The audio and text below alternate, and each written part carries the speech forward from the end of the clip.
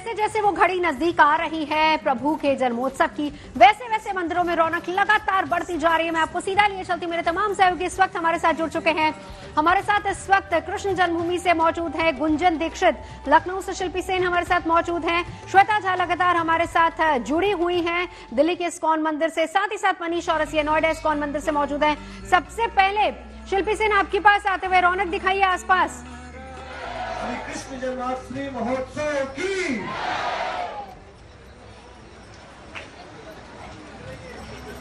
शिल्पी, मेरी आवाज आप तक आ रही है? चलिए गुंजन के पास चलते हैं। गुंजन दिखाइए रौनक वहां से इस वक्त, क्योंकि जैसे जैसे वक्त करीब आ रहा है गुंजन, वैसे वैसे वहां पर रौनक बढ़ती जा रही है। अभी क्या तस्वीरें वहां से? तस्वीरें अद्भुत है, रौनक अद्भुत है जो नवजोत यहाँ पर मुझे नजर आ रही है। मैं जन्मभूमि के बाहर इस वक्त मौजूद हूँ और आप जहाँ तक नजर घुमाएंगी वहाँ तक आपको श्रद्धालुओं की भीड़ और आस्था नजर आएगी। दूर दूर से आने वाले ये श्रद्धालु सिर्फ आस्था में सराबोर हैं और इंतजार कर रहे हैं उस पल का जब कान्हा जन्म लेंगे, अजन्मे का जन्म होगा। और इन सबके बीच में कुछ श्रद्धालु हैं, कुछ ब्रजवासी भी हमारे साथ में मौजूद है। इनसे मैं जरूर चाहूंगी, क्योंकि मैं इनसे जब बात कर रही थी बहुत अच्छा सा कुछ एक गीत गुनगुना रहे थे। दिनेश जी, एक बार फिर से हमारे दर्शकों को सुना दीजिए। एक गोपी यशोदा मैया से क्या कह रही है, सुनिए। लाला की सुन के में आई, यशोदा मैया दे दो बधाई। लाला की सुन के में आई, यशोदा मैया दे दो बधाई। लहंगा भी लूंगी मैं, चुनरी भी लूंगी, लहंगा भी लूंगी मैं, चुनरी भी लूंगी। कपड़ों की दे दो सिलाई, यशोदा मैया दे दो बधाई। तो नवजोत, इस तरीके से बधाइयाँ गाई जा रही है और ये बधाई गायन तब होता है जो कि लोकप्रिय है ब्रज का भी। और कल गोकुल में भी हमें वो तस्वीरें देखने को मिलेंगी। कुछ और लोग भी हैं, मैं बात करने की कोशिश करती हूँ। कहाँ से आप लोग? मथुरा से ही है। मथुरा से ही है। बाहर से कौन आया है? मैं मथुरा से आया हूँ, देवीपुरा। कहाँ से आए? आगरा। कैसा लग रहा है इस बार? बहुत मजा आ रहा है। अच्छा, पिछली बार कभी देखी है जन्माष्टमी या पहली बार आए हैं? 3 साल से लगातार आ रहा है। क्या अलग लग रहा है इस बार? इस बार में फंक्शन वगैरह अच्छे हो रहे हैं, व्यवस्थाएं बहुत बढ़िया हो रखी है और हम सारे ग्रुप में घूम फिर रहे हैं इधर में। अब कितना इंतजार है जब कृष्ण का जन्म होगा उस पल का? कोई इंतजार नहीं, बहुत इंतजार नहीं है। कुछ घंटे बचे हुए हैं। करेंगे इंतजार। कहाँ से हैं आप? रायबरेली से। रायबरेली से। कैसा लग रहा है यहाँ मथुरा? बहुत अच्छा लग रहा है। तो देखिए नवजोत, यहाँ दूर दूर से आने वाले लोग हैं, कोई रायबरेली से, बिल्कुल कोई यूपी से, अलग अलग जगह से लोग यहाँ पर आते हैं कृष्ण जन्मभूमि में। नजर आ रहे हैं। हाँ, क्योंकि आस्था एक तरीके से जुड़ी हुई और यहाँ पर प्रभु के दर्शन कर लेना चाहते हैं। एक बार शिल्पी आपका रुख करूंगी, आवाज आ रही है आप तक? आज ही आवाज आ रही है। दिखाइए रौनक शिल्पी। बिल्कुल, देखिए मैं आपका सवाल नहीं सुन पाई पहली बार में भी, क्योंकि यहाँ पर जो उमंग है, जो उत्साह है और संकीर्तन की जो आवाज है, जो ध्वनि है, वो आप भी सुन सकती हैं। क्योंकि ये पहले मैं श्रृंगार दिखाती हूँ लखनऊ के इस्कॉन मंदिर में, किस तरह से राधा कृष्ण का श्रृंगार किया गया है। क्योंकि जो श्रृंगार है उसको देखने के लिए भी बहुत सारे लोग आते हैं, प्रभु के भक्त आते हैं। और उसके बाद आप देखिए यहाँ किस तरह से उमंग है।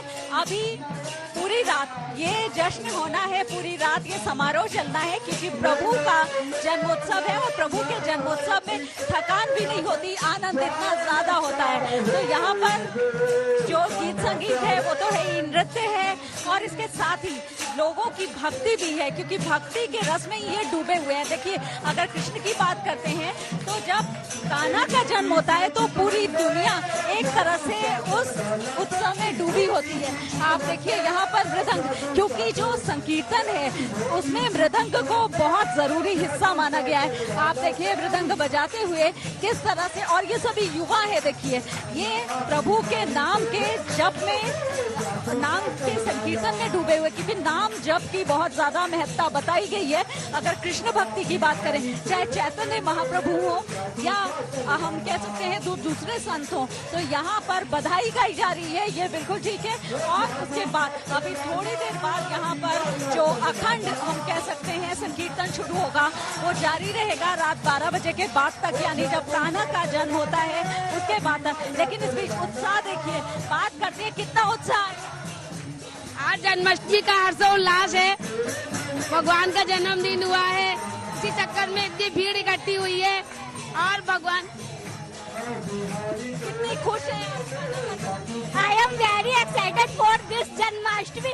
This occasion is very, very, very, very cool. जो उत्साह है अभी ये चलिए शिल्पी लौटती हूँ। लोगों में उत्साह है और लोग जाहिर सी बात है कि अब प्रभु के जन्मोत्सव की घड़ियों का इंतजार कर रहे हैं। श्वेता के पास सीधा चलेंगे। श्वेता दिखाइए इस्कॉन की रौनक।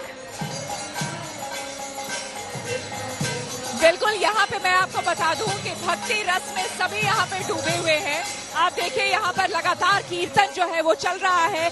अखंड कीर्तन आपको बता दें सुबह से ही यहाँ पर चल रहा है, जो अभी तक यहाँ पर चल रहा है। और बताया जा रहा है कि प्रभु का जब जन्म हो जाएगा उसके बाद तक ये कीर्तन जो है लगभग 12:30 बजे तक चलता रहेगा। यहाँ प्रभु जी मेरे साथ है। ये बताइए कि अब आगे क्या कुछ होने वाला है? हरे कृष्णा, मेरा नाम सुंदर मोहन है और जैसे आप देख रहे हैं हर साल की तरह यहाँ पे आज भी जन्माष्टमी बहुत धूमधाम से मनाया जा रहा है। और इस सुबह से लेकर रात तक कंटिन्यू 24 आवर कीर्तन होता है। यहाँ भक्त कीर्तन कर रहे हैं और इसके साथ साथ भगवान को अभी देखिए अभी आरती हो रहा है और आरती का अभी भोग लगा रहा है, भोग में फिर आरती होगा और रात को 11:30 बजे भगवान को फिर से आरती होगा, महाआरती होगा। और ठाकुर जी के जो उत्सव विग्रह हैं उनको पीछे पंडाल में ले जाएगा। वहाँ के पंडाल में काफ़ी स्पेस है और काफ़ी सारे भक्त वहाँ बैठ सकते हैं। तो वहाँ पंडाल में भगवान का अभिषेक होगा, फिर भगवान को वहाँ से इधर लाया जाएगा। यहाँ पे भगवान को 56 भोग लगाए जाएंगे। यहाँ पे चारों गर्भगृह में भगवान को अलग अलग भोग लगाया जाएगा, सब में 56 भोग लगाया जाएगा। और उसके बाद भगवान की महाआरती होगी। 12 बजे भगवान जन्म लेते हैं। वैसे भगवान जन्म नहीं लेते, भगवान अवतार लेते हैं क्योंकि वो अवतारी हैं। तो जब उनका अवतार होता है 12 बजे, तो 12 बजे के बाद दोबारा उनकी महाआरती होगी। वो महाआरती यहाँ मंदिर के अंदर होगी। फिर उसके बाद में सभी भक्तों के लिए प्रसादम होगा। जिन्होंने एकादशी का व्रत किया है उनके लिए एकादशी का प्रसाद होगा। बाहर सबके लिए प्रसाद की व्यवस्था की गई है। और उसके साथ साथ ये कंटिन्यू प्रोग्राम चलता रहेगा। फिर रात को 12:30-1 बजे तक ये प्रोग्राम यहाँ पे पूरा फिनिश हो जाएगा। 56 भोग भी चढ़ाए जाएंगे भगवान? हाँ, जो 56 भोग भगवान को लगाया जाएगा वो सभी भक्तों में बांटा जाएगा सबको।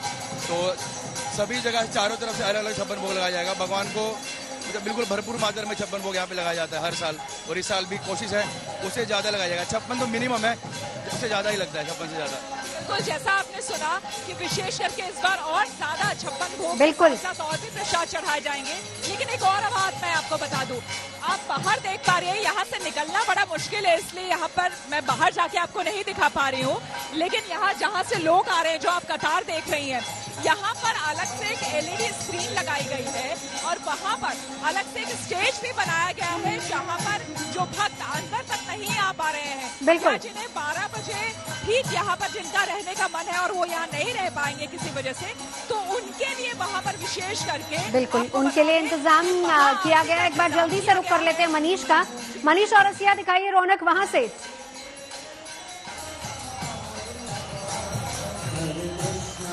देखिए हम जहां खड़े हमारा दायरा सीमित, लेकिन नजरें और रंग अनंत हो चुके हैं।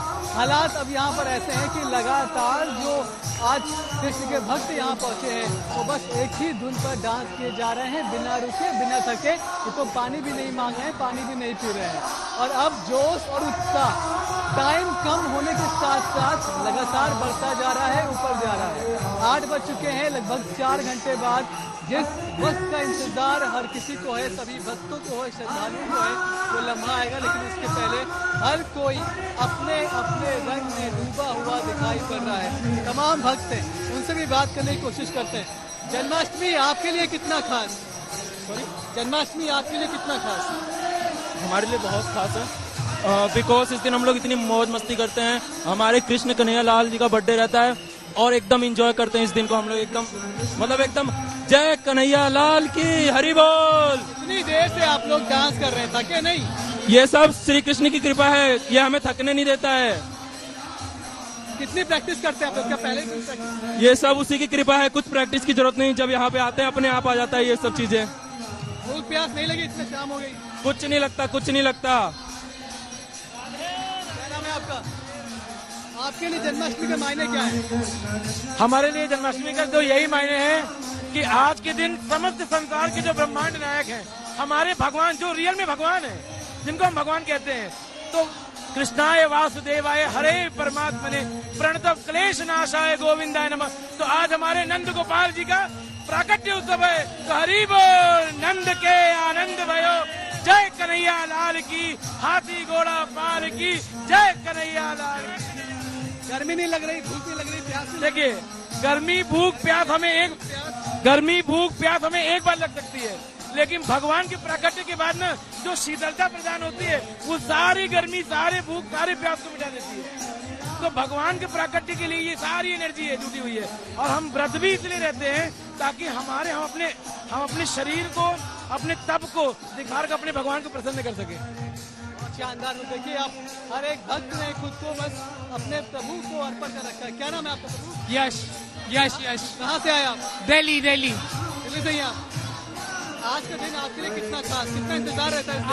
आज का हमें पूरी साल इंतजार रहता है कि जन्माष्टमी आए बस, और हम यहाँ पे आके, वैसे तो हमेशा आते हैं, पर आज का दिन हम पूरे दिन व्रत रख के, मतलब अपनी पूरी श्रद्धा से श्री कृष्ण को रिझाते हैं, और अपनी पूरी जितनी भी हमारी बधाई देते हैं श्री कृष्ण को, जितने भी हमारे अंदर भाव होते हैं उनके सामने हम प्रकट करते हैं अपने भाव। हमारे जितने भाव होते हैं हम ठाकुर जी के आगे अपने भाव दर्शाते हैं। बस इसी की पूरे साल भर हमें इसी एक दिन का इंतजार रहता है। बिल्कुल मनीष, देख रहे हैं, देखिए उपवास में तमाम लोग हैं, लेकिन उन्हें थकान नहीं होती और इस बात का सिर्फ इंतजार रहता है कि कब वो अपने प्रभु के दर्शन करें। चलिए, आप तमाम मेरे सहयोगी हमारे साथ जुड़े, इसके लिए बहुत बहुत शुक्रिया। हम लौटेंगे, लेकिन ये बड़ी कवरेज लगातार गुड न्यूज टुडे पर जारी। उससे पहले आपको ये भी बता दें कि हिंदू कैलेंडर और पंचांग के मुताबिक भाद्रपद माह के कृष्ण पक्ष की अष्टमी तिथि को जन्म हुआ था प्रभु का, और उसी तरह भाद्रपद माह की नवमी तिथि को दही हांडी का उत्सव मनाने की परंपरा, यानी कि कल मंगलवार सुबह से ही महाराष्ट्र में दही हांडी का उत्सव मनाया जाएगा। महाराष्ट्र और गुजरात के लिए दही हांडी की क्या अहमियत है, ये बात किसी से छिपी नहीं है। जन्माष्टमी के मौके पर दही हांडी के उत्सव को पश्चिमी भारत के इन राज्यों में हर साल धूमधाम के साथ मनाया जाता है। ज्यादातर जगहों पर कल दिन भर गोविंदाओं की टोलियां मोहल्ले मोहल्ले घूमेंगी, भगवान कृष्ण की बाल लीलाओं की झांकियां नजर आएंगी, दही हांडी का पर्व मनाया जाएगा। और दही हांडी के त्योहार के दौरान लोग एक दूसरे के ऊपर चढ़कर मीनार बनाते हैं, एक पिरामिड बनाया जाता है, और फिर ऊंचाई पर टंगी हुई हांडी को फोड़ा जाता है। यानी कि महाराष्ट्र, खासकर मुंबई की अगर बात करें तो कई इलाकों में पहले से ही मटकी फोड़ने वालों की टीम को विजेताओं के रूप में पुरस्कार भी दिया जाता है, और ये टोलियां कई दिन पहले से अपनी तैयारियां शुरू कर लेती हैं। इस मौके पर आखिर क्यों और कैसे इसको मनाया जाता है और इसका महत्व क्या है वो भी आपको दिखाते हैं। धार्मिक मान्यता ये है कि इस पर्व को द्वापर युग से मनाया जा रहा है, और इतिहासकारों और शास्त्रों के मुताबिक अगर बात की जाए तो भगवान कृष्ण के बाल रूप को मक्खन, दूध और दही बेहद पसंद था, जिसे वो अपने पड़ोसियों और दोस्तों के साथ मिलकर पहले चुराते थे और फिर बड़े चाव के साथ मिल बांट कर खाया करते थे। भगवान कृष्ण की इसी आदत की वजह से लोग उन्हें माखन चोर कहते थे। यही वजह रही कि भगवान कृष्ण ने मक्खन, दूध और दही को बचाने के लिए हांडी को रस्सी के जरिए ऊंचाई पर टांगने का चलन शुरू हुआ, और इतिहासकारों और शास्त्रों के मुताबिक फिर भगवान कृष्ण भी अपने दोस्तों के साथ पिरामिड बनाकर मक्खन, दूध या फिर दही से भरी हांडी तक पहुंच जाते और उसे फोड़ते, और फिर हांडी से नीचे गिरे दूध, मक्खन और दही को दोस्तों के साथ मिलकर खाया करते। इसे कहते हैं, इस घटना की वजह से दही हांडी के उत्सव को मनाने की जो परंपरा है उसकी शुरुआत हुई। कहा भी जाता है कि साल 1907 में नवी मुंबई के घणसोली गांव से ही इस परंपरा की शुरुआत हुई, यानी कि पिछले 115 सालों से दही हांडी का उत्सव मनाने का चलन लगातार चल रहा है, और देखते देखते दही हांडी की परंपरा नवी मुंबई से निकलकर पूरे महाराष्ट्र तक पहुंच गई। महाराष्ट्र के अलावा गुजरात समेत कई और राज्यों में भी इसका आयोजन होता रहता है, जिसके लिए सरकारों की तरफ से कई नियम बनाए गए हैं, जिनमें बिना स्थानीय प्रशासन की मंजूरी के आयोजन आप नहीं कर सकते हैं। इसके अलावा गोविंदाओं की सुरक्षा का पूरा ख्याल रखना होता है। इसकी जिम्मेदारी कार्यक्रम के आयोजकों और संगठनों की होती है। मानव पिरामिड बनाने से पहले गोविंदाओं के लिए ट्रेनिंग बहुत जरूरी है, और इसके अलावा सुप्रीम कोर्ट के उस आदेश को भी मानना होता है जिसमें दही हांडी उत्सव में दही हांडी की ऊंचाई 20 फीट से ज्यादा न हो, और इसके अलावा सुप्रीम कोर्ट की तरफ से 18 साल से कम के बच्चों के दही हांडी फोड़ने के लिए मानव पिरामिड में शामिल होने की इजाजत नहीं है।